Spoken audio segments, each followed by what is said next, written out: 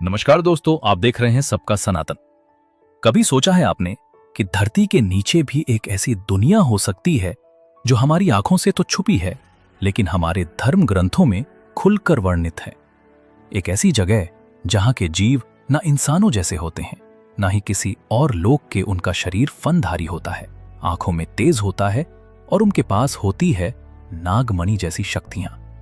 हाँ, बात हो रही है नागलोक की।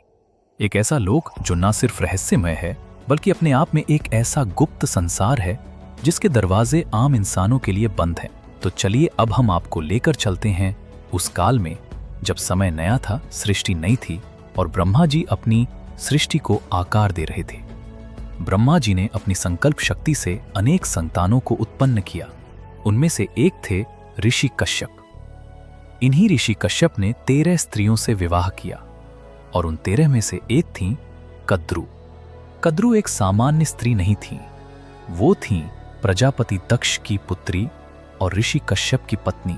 लेकिन सबसे अनोखी बात ये थी कि उनके गर्भ से जन्म लेने वाले संतान कोई सामान्य मानव नहीं थे, बल्कि वो बनी नागों की मूल जननी। अब सवाल ये उठता है, आखिर नागों का जन्म कैसे हुआ? तो सुनिए, कश्यप ऋषि ने अपनी 13 पत्नियों में से 2 को विशेष वरदान दिए थे, कद्रू और विंता।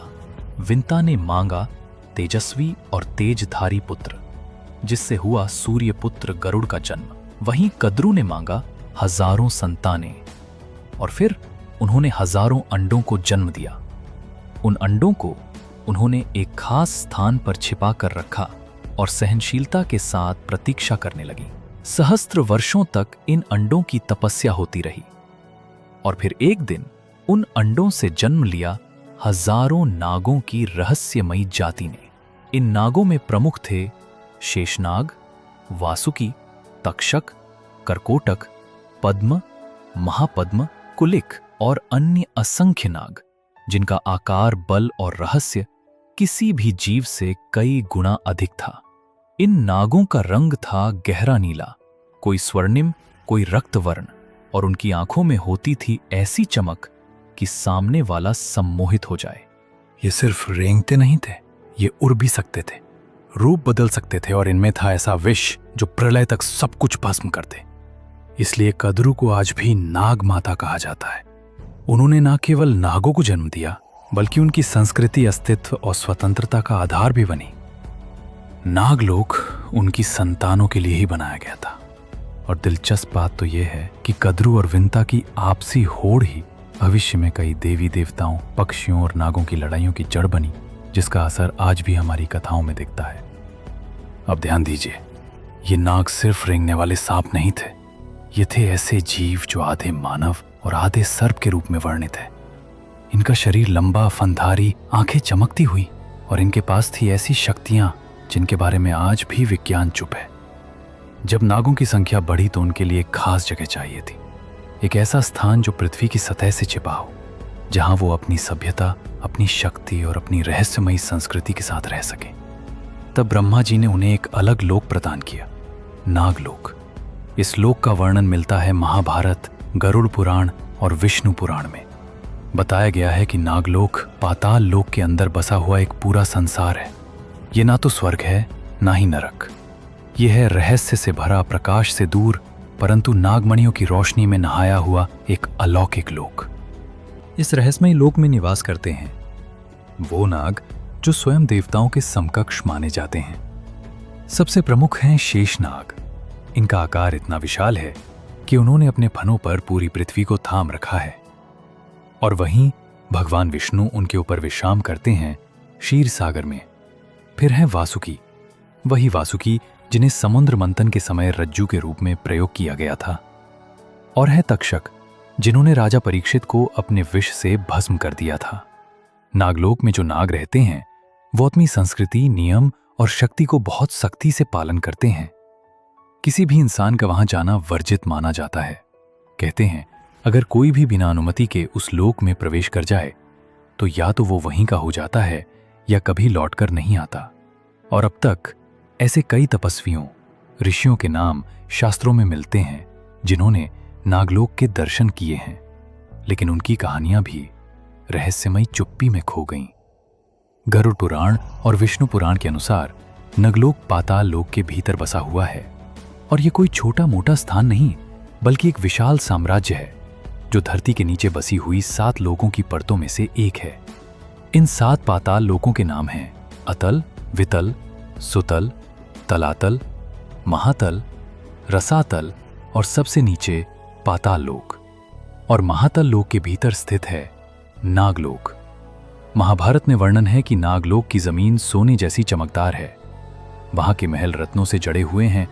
हर नागराज के पास होती है एक विशेष मणि जो न सिर्फ प्रकाश देती है बल्कि उसकी शक्ति इतनी है कि इंसान उसे देख भर ले तो बेहोश हो जाए। हर नाग के महल के बाहर बहती हैं जलधाराएं जिनमें चांदी के कछुए तैरते हैं और चारों ओर स्वर्ण कमल खिले होते हैं। वहां की हवा जहरीली नहीं लेकिन इतनी भारी और ऊर्जा भरी होती है कि एक साधारण मनुष्य अगर वहां पहुंच जाए तो या तो वो मृत्यु को प्राप्त हो जाए या खुद नाग में बदल जाए। कुछ प्राचीन ग्रंथों में संकेत मिलता है कि नागलोक आज भी धरती के कुछ विशेष स्थानों के नीचे सक्रिय है, जैसे कैलाश पर्वत की गुफाएं मानसरोवर के नीचे, और यहां तक कि कर्नाटक, असम और हिमालय की गहराइयों में कुछ ऐसे द्वार हैं जिनके पीछे का रास्ता नागलोक तक जाता है। लेकिन वो द्वार तभी खुलते हैं जब कोई विशेष ज्योतिषी योग बनता है या फिर कोई तपस्वी अपने इंद्रियों को पूर्ण रूप से वश में कर लेता है।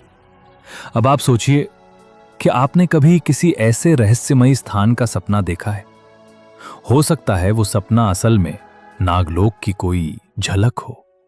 अब ध्यान दीजिए, आपने फिल्मों में देखा होगा इच्छाधारी नागिन, पर असली इच्छाधारी नाग की कहानी उससे कई गुना ज्यादा रहस्यमयी और खतरनाक है। ये कोई कल्पना नहीं, वेदों और पुराणों में इच्छाधारी नागों का उल्लेख है और उनके पास थी ऐसी शक्ति जो आज भी विज्ञान के बस की बात नहीं। इच्छाधारी नाग वो होते हैं जो अपनी इच्छा से किसी भी रूप में बदल सकते हैं। इंसान, पशु, पक्षी, यहां तक कि वो हवा या प्रकाश बनकर भी एक जगह से दूसरी जगह जा सकते हैं। ये सिर्फ नाग जाति के कुछ विशेष तपस्वी या शक्तिशाली नागों को प्राप्त होता है। धार्मिक ग्रंथों में लिखा है कि अगर कोई इंसान किसी इच्छाधारी नाग को मार दे या उसकी मणि चुरा ले तो वो नाग अगले जन्मों तक उसका पीछा करता है और मौका मिलते ही उसे मृत्यु का स्वाद चखा देता है। महाभारत में तक्षक नाग इसका प्रमाण है, जिसने राजा परीक्षित को विष देकर मार डाला क्योंकि उसने एक नाग का अपमान किया था। एक खास रहस्य ये भी है, इच्छाधारी नाग इंसानी खून में नागों की उपस्थिति को पहचान सकते हैं। अगर किसी व्यक्ति के पूर्वज पीढ़ी में कभी नाग से संबंध रहा हो तो इच्छाधारी नाग उसे देखकर पहचान लेते हैं। तो सोचिए, क्या आपने कभी किसी अनजान इंसान की आंखों में झांककर अजीब सी गहराई महसूस की है? ऐसा लगा कि वो आपको जानता है पिछले जन्म से। अब ध्यान दीजिए, महाभारत के अंत में जब परीक्षित को तक्षक नाग ने मारा तो उनके पुत्र जन्मेजय ने पूरी नाग जाति को खत्म करने की कसम खा ली। उन्होंने एक विशाल सर्प सत्र किया जहां हवन कुंड में नागों को मंत्र बल से खींच खींच कर जलाया जाने लगा। हजारों नाग भस्म हो गए, पर तभी एक ब्राह्मण कन्या आस्तिक प्रकट हुई जो आधी मानव और आधी नाग थी। उसने सभा में आकर कहा, राजन, अगर एक नाग ने अन्याय किया है तो तुम पूरी नाग जाति का वध क्यों कर रहे हो? जन्मेजय रुके जरूर, लेकिन तक्षक नाग इस कत्लेआम को कभी नहीं भूला। इस यज्ञ से बचे नागों ने तब से एक अघोषित प्रतिज्ञा ली कि जो भी मानव हमारे कुल को जलाकर मारेगा उसके वंश में कभी शांति नहीं रहेगी। और तब से कुछ वंशों में सर्प दोष शुरू हुआ, जिसे आज भी कुंडली में देखा जाता है। अब सुनिए इच्छाधारी नागिनों की रहस्यमयी गाथाएं। उनकी चाल मोरनी जैसी थी, पर जहर नागराज से भी घातक। उनकी आंखों में प्रेम था, लेकिन वो प्रेम कभी कभी केवल एक छलावा था, एक लक्ष्य को साधने की तंत्र विद्या। वेदों, पुराणों और लोक कथाओं में इच्छाधारी नागिनों की गाथाएं सुनाई जाती हैं, जो मानवों से प्रेम करने पृथ्वी पर आईं, लेकिन उन्होंने कभी दिल जीते तो कभी संपूर्ण राजवंश मिटा डाले। महाभारत में उलूपी नाम की नाग कन्या का वर्णन है, जो नागराज कौरव्य की पुत्री थी। अर्जुन जब वनवास में गंगा नदी में स्नान कर रहे थे तब उलूपी ने उन्हें खींच लिया और नागलोक ले जाकर विवाह कर लिया। कहा जाता है उलूपी ने अर्जुन को सिर्फ प्रेम से नहीं बल्कि नाग मंत्रों से बांध दिया था ताकि वो वापस ना लौट सके। पर जब अर्जुन ने नागलोक छोड़ दिया तब उलूपी ने उन्हें श्राप दिया कि एक दिन तुम अपने ही पुत्र के हाथों मारे जाओगे। बाद में अर्जुन के बेटे बाभरुवाहन ने ही उन्हें युद्ध में हराया और अर्जुन मृत हो गए। लेकिन उलूपी ने ही संजीवनी से उन्हें जीवित किया क्योंकि वो उन्हें मारना नहीं चाहती थी, सिर्फ अपना व्रत पूरा करना चाहती थी। उलूपी ने यह श्राप इसलिए दिया था क्योंकि नागकुल में प्रेम और वचन दोनों सर्वोपरि माने जाते हैं और जो प्रेम तोड़ दे वो श्राप का पात्र होता है। कुछ ग्रंथों में लिखा गया है कि इच्छाधारी नागिनों को विशेष तांत्रिक व्रत के लिए मानव से विवाह करना पड़ता था जिससे उनकी शक्तियां जागृत होती थीं। इन व्रतों का उद्देश्य था किसी राक्षस या असुर को नष्ट करना जो केवल प्रेम और त्याग से मारा जा सकता था। पर कई बार नागिनें इंसानों से सच में प्रेम कर बैठीं और फिर दोनों लोगों की सीमाएं टूट गईं। कहा जाता है इच्छाधारी नागिन की आंखें उसकी पहचान छुपा नहीं सकती। अगर कोई उसका सच देख ले तो या तो वो मारा जाता है या वो खुद उसका रक्षक बन जाता है। ओम नागेंद्रे नमः इस मंत्र से किसी स्त्री की आंखों में झांकने पर यदि उसकी पुत्रियों में सर्पाकार प्रतिबिंब दिख जाए तो वो इच्छाधारी हो सकती है। तो अब सोचिए, क्या आपके आसपास कोई ऐसी लड़की है जो रहस्यमयी है या जिसे सांपों से अजीब संबंध है?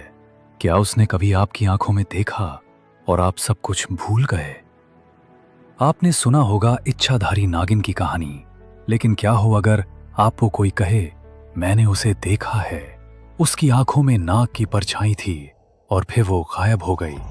ये सिर्फ कहानियां नहीं, ये रिपोर्टेड घटनाएं हैं जिन्हें लोगों ने अनुभव किया, दर्ज किया और आज भी याद करके डरते हैं। दिल्ली के पास एक फ्लैट में रहने वाली लड़की को उसके पड़ोसियों ने कुछ अजीब तरीके से नोटिस करना शुरू किया। रात को बालकनी में अकेली बातें करती, उसकी आंखों में नीला प्रकाश था और कई बार सांप जैसी फुफकार सुनाई देती थी। एक रात एक बच्चा डरकर बोला, मम्मी उसकी आंखें सांप जैसी थीं। अगली सुबह वो लड़की गायब, कोई पता नहीं चला। कुछ लोगों का मानना है वो इच्छाधारी नागिन थी जो किसी मकसद से वहां आई थी और मकसद पूरा होते ही लौट गई। कहा जाता है राजस्थान के एक गांव में एक साधारण परिवार की बेटी की शादी हुई, लेकिन हर पूर्णिमा पर उसके माथे पर कुछ उभरता था जैसे नाग की आकृति। शादी के 6 महीने बाद उसने रात को घरवालों से कहा, मुझे अब लौटना है, मेरा समय पूरा हुआ, और फिर वो गायब हो गई। गांव वालों का कहना है वो इच्छाधारी नागिन थी जिसे इंसानों में जन्म लेना था किसी पाप का प्रायश्चित करने के लिए। गरुड़ पुराण और तंत्र शास्त्रों में लिखा है कुछ इच्छाधारी नाग नागिन कलयुग में धरती पर जन्म लेते हैं, पर उनकी यादें कुछ समय बाद लौट आती हैं। जब वो जागते हैं तो उनकी आंखें बदल जाती हैं, शरीर की ऊर्जा बढ़ जाती है और उन्हें सपने आने लगते हैं जहां नाग लोक की पुकार सुनाई देती है। तो अब सोचिए, क्या आप कभी ऐसे किसी इंसान से मिले हैं जो थोड़ा अलग था, जिसकी आंखें आम नहीं थीं, जिसका स्पर्श ठंडा था, जो अकेले में बातें करता था? क्या आपने कभी ऐसे सपने देखे हैं जहां आप नाग बनकर उड़ रहे हों या किसी गुफा में कोई आपको पुकार रहा हो? अगर हाँ, तो हो सकता है आपके भीतर कुछ नागवंशीय डीएनए आज भी जाग रहा हो। अगर आप भी महसूस करते हो उस रहस्य को, तो इस वीडियो को शेयर करो और कमेंट में बताओ, क्या तुमने कभी नागलोक की कोई निशानी देखी है?